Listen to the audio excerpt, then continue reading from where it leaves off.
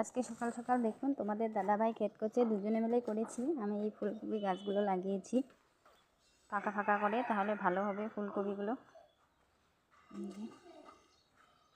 ফুলকপিগুলো ভালো করে তুলে গোবর সার দিয়ে ভালো করে লাগিয়ে নিয়েছি। ফুলকপিগুলো তাহলে বড় হবে। এই লাই শাকটা দেখো, এটা চীনা লাই।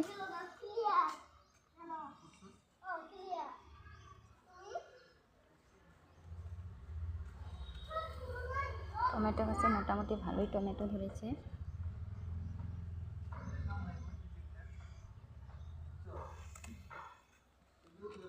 এখানে একটা গ্রিন ফুলকপি, এটা পকোড়া খেতে খুবই টেস্ট হয়। হলো বাঁধাকপি।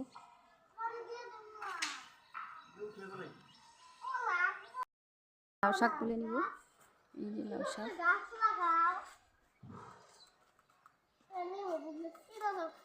আজকে বৃহস্পতিবার তাই ভাবছি লাউ শাক বানাবো। লাউ শাকগুলো কেটে নেব।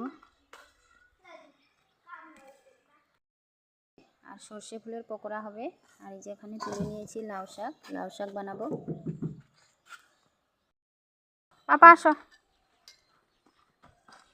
বাই বাই ফ্রেন্ড, পরে তোমাদের সঙ্গে আমি রান্নাটা শেয়ার করব।